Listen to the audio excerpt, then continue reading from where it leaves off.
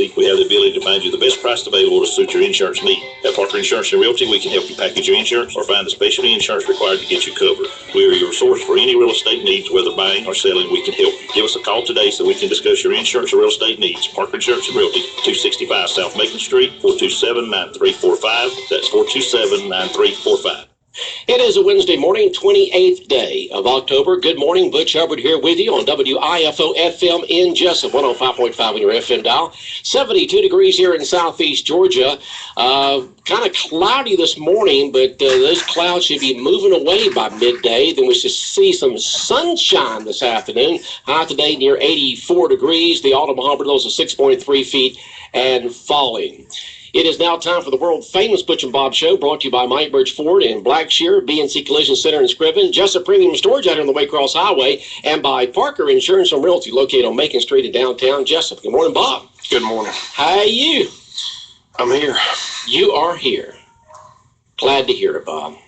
Trying to wake up. Long night last night with that 14-inning World Series game. So you stayed up and watched the whole thing? Couldn't leave it. Wonder who's going to win. Yeah. Good ball game. Yeah, one of those classic ball games there. We're going to the Royals, I believe. And so they play again tonight, right? Playing in Kansas City. Game 2. All right. So you still playing for the Mets? I always go National League. National League, that's pretty well the way I am. National League.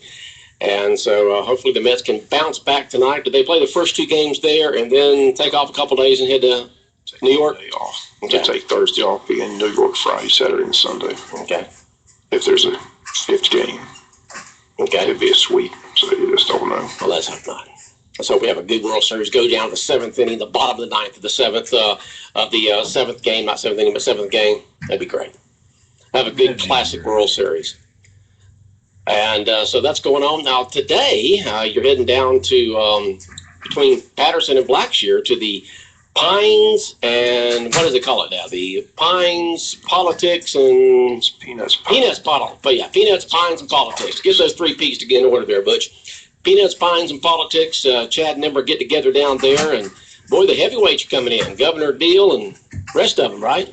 The governor's supposed to be there. Speaker of the House, David Ralston, and Brian Kemp, Secretary of State, all expect to be in attendance, so should be fun. That's pretty good. You know, Chad puts this on each year, him and his support team down there, and always the heavyweights come in. Folks like going to, is it Mossy Pond? Is that the name of it? Heavyweights coming in because they're all headed to Georgia, Florida. All heading down there to Jacksonville, huh? That's right. Going down to the big game. The big game. Huge game. So what's the line on it right now, you know? Florida's favored by 3. By 3. Okay. Which is interesting. I thought they'd be favored by more than that, but just an interesting week for Georgia. And I say Georgia doesn't have a signature win. Georgia refuses to talk about the quarterback situation. It's just been a very interesting week in Athens. Rick's under a lot of pressure, taking a lot of heat. And there's rumors he may go to Miami, so all kinds of things happening in Athens, Georgia. To Miami, huh? Miami's open. He played at Miami, so. Oh, he did? I didn't know that. Played quarterback there. Okay. I knew he was a quarterback. I just couldn't remember where. Played behind Jim Kelly. Oh, okay. Rick tells us that he played behind everybody. At college, he played behind Jim Kelly. In the pros, he played behind Dan Marino and John Elway. Everywhere he went, he was second fiddle. Yeah, second fiddle, but, you know, at least he hopefully learned some good stuff there from those top quarterbacks. It was all about quarterbacks, but they tried to bombard him about Grayson in the quarterback situation. He just refused to address it, said it's a big game against Florida. There's a lot of football yet to be played, so the evaluation of the quarterbacks has not been determined as of yet. So. Yeah. But it's unusual for the quarterback not to be at the press conference. They brought 6 players, and they didn't bring a quarterback. So I can't remember the last time a quarterback wasn't at the press conference for the Georgia-Florida game. So okay. Just a bad situation right now. Grayson's got to step up and play well. It's all the pressure's on him without Chubb. You know, the focus goes on the quarterback. He's got to make plays downfield. Can he do it? Big game against the Gator defense that looks awfully good. So it's a lot of pressure on the quarterback situation in Saturday's game. Okay. Hopefully he can respond and play well. But apparently Coach Rick doesn't want to discuss it. It's not a topic of conversation. Grayson's our starting quarterback until things change. It's the way it's going to be, and we'll let you know when they change. There's a big story on Bulldog Nation. You can read it, but like I said, Rick just got very irritated with the questioning yesterday about the quarterback situation in Athens. I mean, how many times can you ask the same question? You know, Grayson's our starting quarterback. He'll be our starting quarterback until things change, and we'll let you know then. But, you know, reporters, they just, you know, they got a question in their mind. They can't seem to get off of it and just continue on and on and on with it. I get amazed, amused, and irritated when I watch some of these press conferences. It's just a huge game. Like I said, Georgia's got to step up and win this game. You know, they still got to beat Kentucky and Auburn, and they're back in Atlanta. But, you know, people are talking about it. Where's the signature win for Georgia? You know, we beat Missouri, and then Missouri turns around and loses to Vanderbilt. South Carolina, we beat them. They're having a terrible season. There's not a signature win on the schedule. No. We haven't beat anybody that's beaten anybody worth talking about. So, got whipped by Alabama, blew a 24-point lead in Tennessee. So this is the game, you know. Got embarrassed last year, supposed to win it last year, got totally embarrassed. So the question is Georgia going to step up and show up and play? We'll find out. But if they lose, it's going to be gloom and doom. Second-tier bowl, and it's just going to be, one of those seasons where everybody just shakes their head. So, but they don't even talk about Bonta. They said Bonta just not even in the picture of this quarterback situation. So, I mean, he's on the roster, but they said he has no ability to play collegiate ball. So They're just crushing Mark Richt about his recruiting, you know, why they're in the situation they're in. So, and he just refuses to discuss it, which is kind of sad. You know, you think he defend his quarterback a little bit, but he's not defending him. Okay. Which I don't understand. No, I don't either. But, yeah. There's got to be some reason there why he's not doing that. If you have any questions or comments for us on the Butch and Bob Show this morning, you could do that at 912-427-3711. Text it into us. Text us at 912-427-3711. Questions or comments. Good news is they got about 4 players that have been injured back. Isaiah McKenzie should step up. Jenkins should step up on defense. So players that have been banged up after these 2 weeks open, they should have about 4 players that haven't played the last couple games back on the field. So hopefully that'll help. Okay. Nick Chubb's not walking through that door, though. No, he's not walking through there, huh? Of course, he's out of there. You know, Sonny Michel's taking his place. The question is, can he carry it 20, 25 games? A lot of people said he doesn't have that ability to do that. So it's all falling on the passing game and our quarterback, Grayson Lambert. So we'll see if he can respond against this tough Gator defense. So we'll find out Saturday. It's going to be an interesting game. Yes, it will be. The line's interesting, just 3.5. You know, thought it'd be 7, 10, something like that. But Florida's ranked 11th in the country. Georgia's not even top 25. It's just a 3-point game. So got to like that on. 10-4. That's all that says Georgia wins. Georgia's got to win. Come on, dogs. Come on, Grayson. Let's do it. I guess you'll be down there with the other Wayne Countyans getting together, preparing for the game. The kickoff at 3:30, right? Can't wait. Most Wayne Countyans already down there getting it ready. So tailgate spot will be ready to go. Food will be good. So I'm looking forward to it. Should be fun. Always it's fun. I just, like I said, scared to death. Just hoping and praying that Grayson has a good game, steps up and plays well. Because if he doesn't, it's just going to be an ugly post-game press conference. And it's just going to be and Georgia fans are just going to bail and yell, scream, and holler. Yeah, we'll see what happens. Got to keep the faith, Bob. Got to keep the faith. I've got the faith. I believe. Just let him throw the ball downfield. To me, they've handcuffed him all year. He hardly throws it on first down. First down is run. Second down is run. Third down is 3rd and 8, 3rd and 9. It's hard to throw. 3rd and 8, 3rd and 9. So, when they especially got their pass defense in there, you got to mix it up a little bit. Like I said, if Reggie Davis catches that pass in Tennessee, it's a whole different story. Definitely. Yeah, definitely. But the bottom line, they're right. Georgia's not that we don't have a signature win. You look at our schedule, we haven't played anybody yet. So got to step up Saturday and win this rival game against Florida and control our destiny, beat Kentucky at home, beat Auburn on the road, and find a way back to Atlanta. That's what you hope. Okay. All right. Well, Georgia, Florida this weekend, always a big game. You got the gathering today of the Peanuts, Pines, and Politics down there in Blackshear with Representative Chad Nimber, Governor Deal, and all that's going to be down there. And Bob will have comments and interviews from the folks down there today on tomorrow's newscast. And for 2 weeks in a row now, Georgia Southern is playing a Thursday night game. I mean, that's got to be a little aggravating for the fans out there who have tickets, season tickets, because, geez, I mean, Thursday night. This one's at home. Last one was on the road. Yeah. hopefully they'll play better than they did last Thursday night. Oh, yeah, definitely. They just got whipped up down South Florida backers by App State, man. Jeez. Wasn't even close. But Georgia Southern taking on Texas State in a game tomorrow night. Our coverage will begin at 5:30 right here on 105.5 FM with kickoff at 7:30. So tune in tomorrow night for Georgia Southern Eagle football right here on Big Dog Country Radio 105.5 FM. They need that TV money. That's why it's a Thursday night game. Yeah. I figure that's got to be it. Got to get that TV money. Just like everybody else, looking to make money. A lot of road trips in that Sun Belt Conference. Oh, yeah. A lot of road trips. I mean, it's spread out all over the place. I mean, all over the place it's spread out.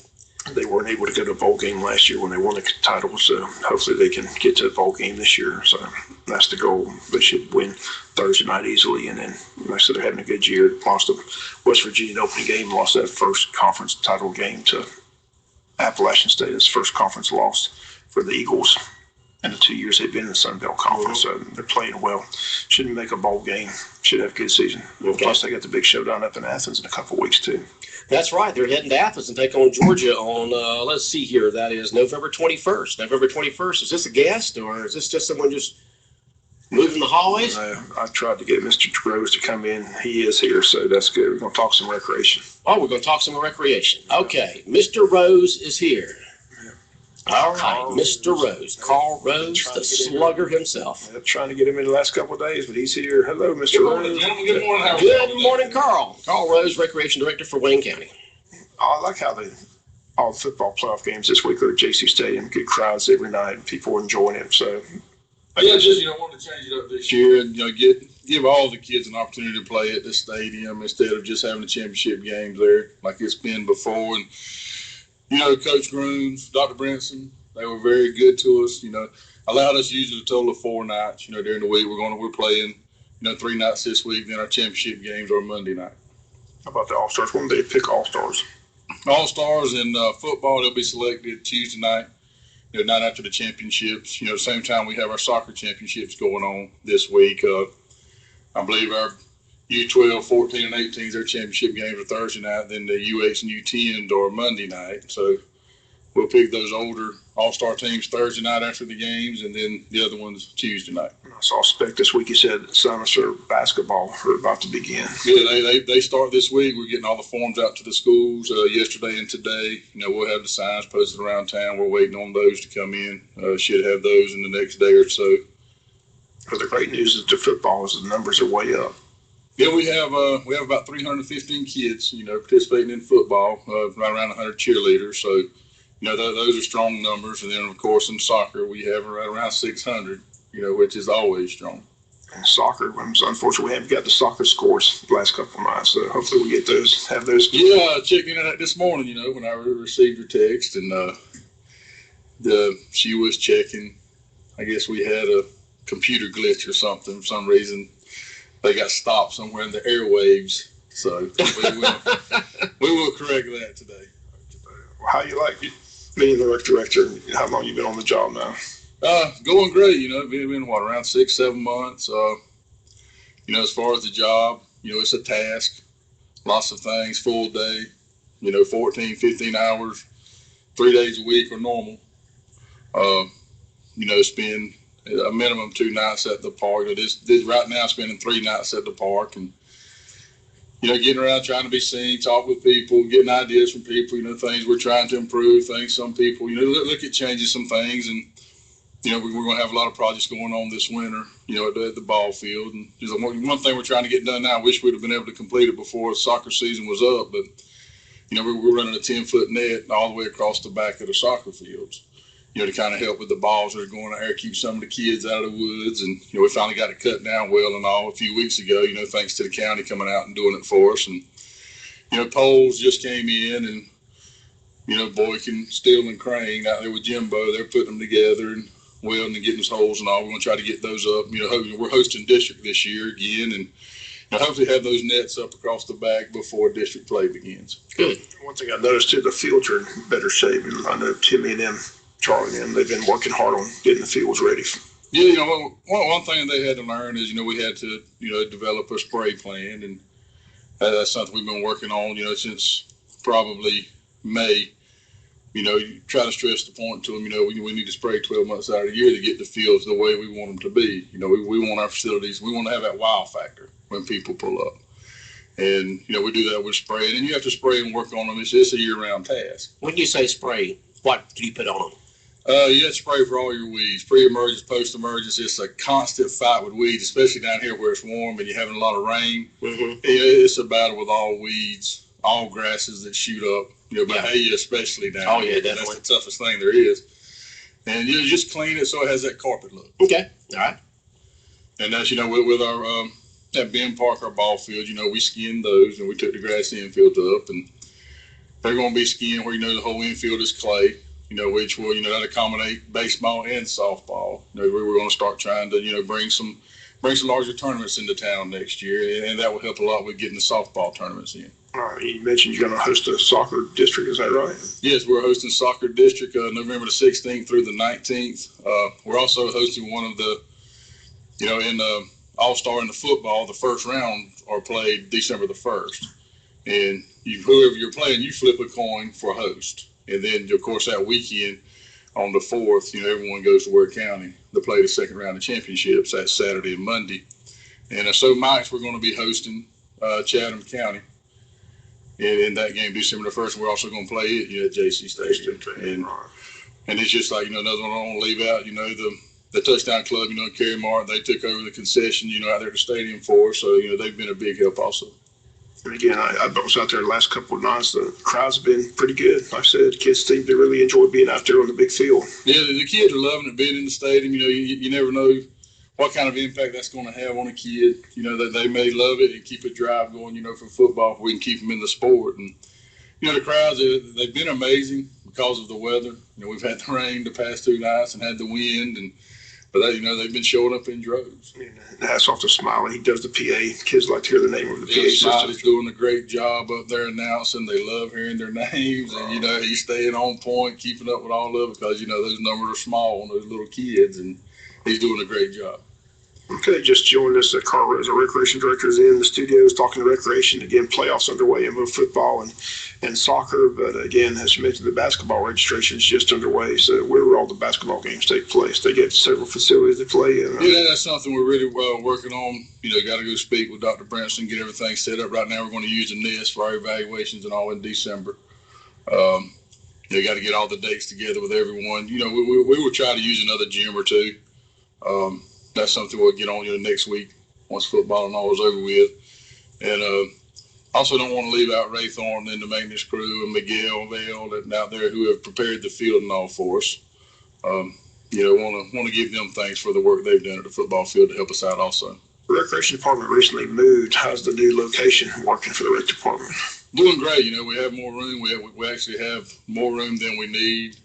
Well, I won't say need. We have more room than you could use, but we have a meeting room there where we'll start doing all of our coaches' meetings, all-stars. It was just where we were at, for the things we were trying to do and numbers we're trying to get into the office and all. It was a tight space for us. And where's the new location? It's 244 Peachtree Street. It's right behind the hospital, beside the health department.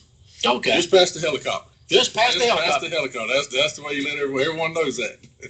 Just past the helicopter. Now, how'd y'all end up there? Whoever was in it, I believe it was Pyman was in it. They moved out, so it was vacant. We were actually looking at moving back over into Cracker Williams. Mm-hmm. Had that checked out, and all the cost of that move and getting the building up, with all the computer work and phone work and all, was going to be a little more than we wanted to spend. Mm-hmm. And that building was vacant. No one was trying to move into it, so I went to Smart, talked to him, and he told us to go check it out and see if it fit our needs, and it did fit our needs, but fantastic. We were able to move into it. Okay. It took you a while to get your staff together. Tell people who's all on your staff. Well, right now you have Crystal Ford, who's actually listed as a rec specialist. She's also a supervisor with soccer. Have Christy Lamb right now, who is working part-time up there helping out, and she's also soccer. Yes, soccer supervisor at night. And then, of course, Mr. Speck Eccles, who is the athletic coordinator, is those are the four of us who are in the office right now. We're trying to get us our art and leisure coordinator position is open. We're trying to fill that. There's a lot of cars around the Cracker Williams building at night. What's all going on there? Yeah, a lot of programs. You can look.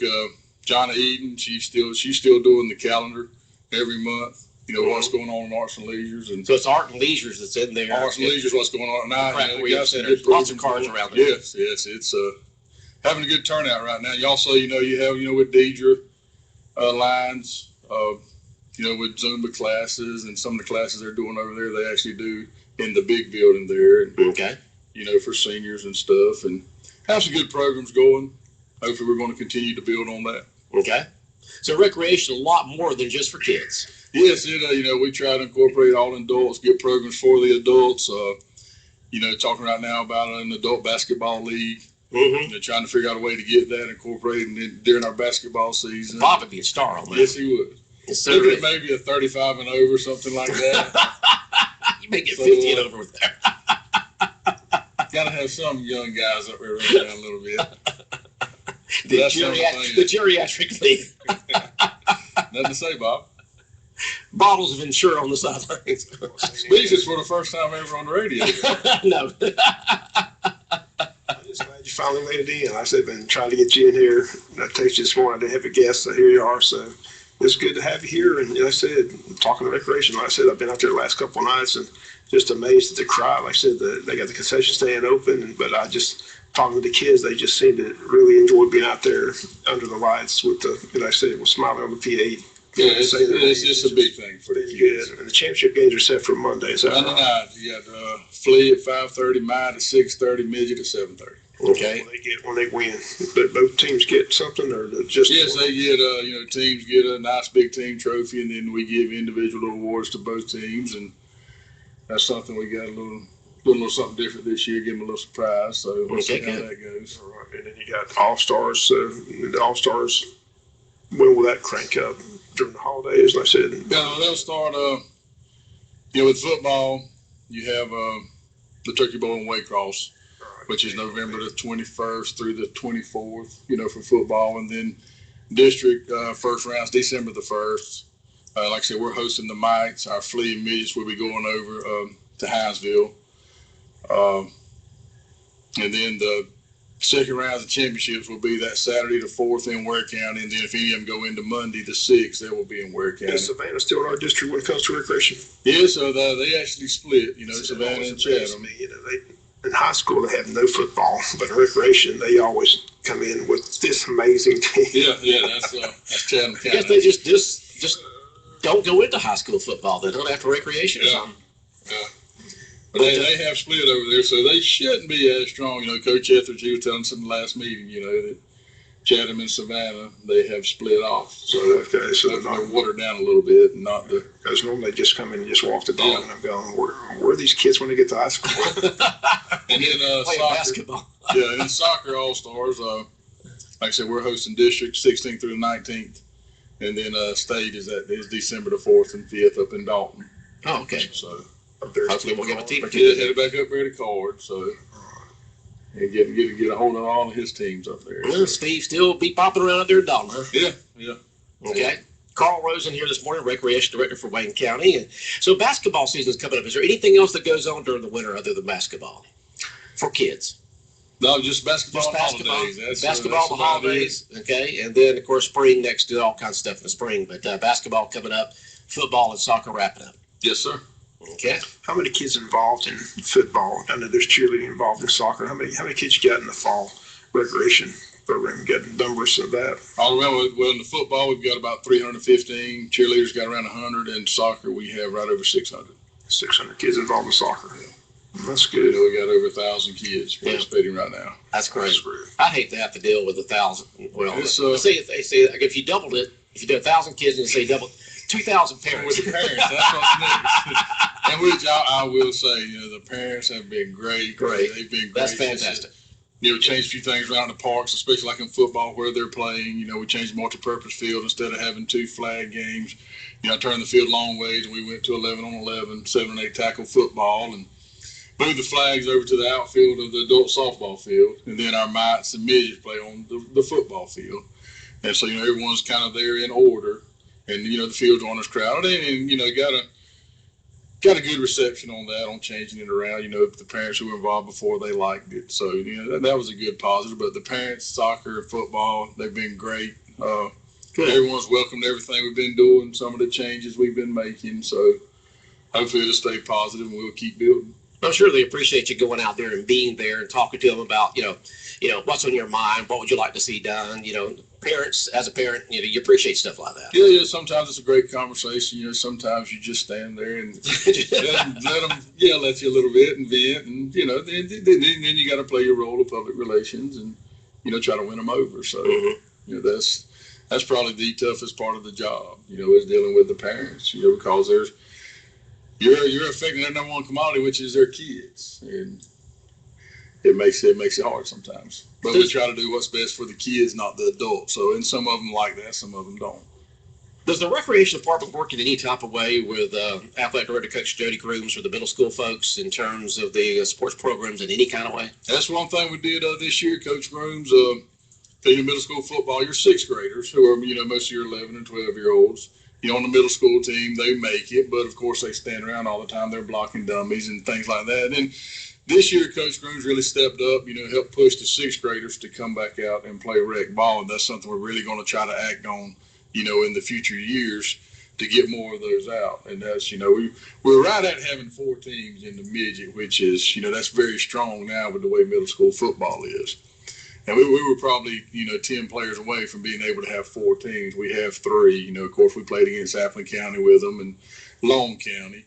But, they've been very, very gracious in what they've done, the way they've helped. Same thing with Coach McDonald, with the baseball this summer with All-Stars and all. He really helped out a lot, with the kids, with our junior boys All-Stars going and playing. And, we've really got a good relationship going. I know both of them, know Coach Grooms real well, know Coach McDonald pretty well. We've got a great relationship going, and, going to try to keep building on that so that it does keep working this way. So recreation and school works together. You're going to do the same thing, with basketball, same thing with softball. We're trying to get more of the older girls softball players out, next year. One issue that comes up constantly, since they did away with it, is the transportation of vans. I know that's been discussed at the county meetings. What's your thoughts on that? Any possibility of getting those back? Well, one thing I'm looking at, you got the transit buses that we use now, and with the state, they have a changeover, every so often where they have to get rid of them. And when they get rid of them, they're still in great shape. Not a lot of miles on them, and it's something we're looking at. Being able to purchase those. Bring that aspect back into it because of the seat belts and all, and the safety, and they're 15 passenger, the same as the old vans were. And, a little safer the way they're built and the way they're structured. So that's something we're going to look at, is trying to get a couple of those, back into the rec department. It was done for insurance purposes, wasn't it? Wasn't the insurance just getting out of line on that or something? I'm not sure what all it was. I remember what Steve said back then. Wasn't insurance? Seat belts was the big complaint. They didn't have seat belts that worked, so that was the big problem. That kids are in there without a seat belt, and it became a safety hazard. And then they worried about the insurance. Something happens and things like that. But it was a problem. It was something that was used for years. Where they traveled. Yeah, it's just like when we were little, we all rode in the back of the pickup trucks everywhere and all. Can't do that anymore. Ride down the dirt road, your foot down there on there. Yeah. If you fall off, your dad would say, "I bet you won't do that again, will you?" That's right. Your times have changed, and it's something that. And that's got to be our number one concern, is safety for the kids. Maybe when they're playing, when they're traveling. And it's something we're looking at, going to see what happens.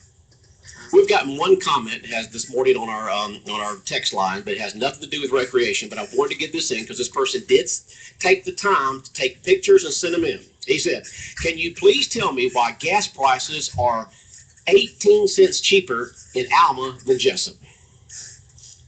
We knew that. We'd all. We've been addressing that issue for years. We don't know. We don't know. It's the same company. Yeah, it's the same company that sells that has convenience stores right here in Jessup. I did a happy dance last week, and I finally saw gas below $2 in Jessup. They say that's putting an extra $700 a year average in the average American's pocketbook each year. The savings on gas from a couple of years ago, $700 extra. We've been trying to find those answers. The newspaper has too. Why? It's Yeah. They show it for 177.9 or 178 over Seems to there. be higher Or you'll than find it for other like areas, 198 over here, 193 or something like that. So we don't know. We tried for years. Everybody's tried for years to find out why it's always a little more expensive in Wayne County than it is in counties around us. And we've talked. Not all the time, but sometimes. We've talked to everybody we can possibly talk to, and no one seems to have the answer. Yeah, with the same companies, the same person, the same company that's got a convenience store in Alma has one in Jessup, and it'll be 10 to 15 cents more here than it will there, or 5 cents or whatever the case may be. We don't know. Thanks for sending that in, though. Rose, always good to see you. Appreciate you coming in at the last minute. Like I said, I was hoping to have a guest, and glad you were able to come Glad in. you showed Like I up. said, you come anytime. Like I said, a lot going on. Great times. Like I said, looking forward to the championship games on Monday at the stadium. All right. Thank you very much, Carl. All right. WIFO 105.5 FM in Jessup, the world famous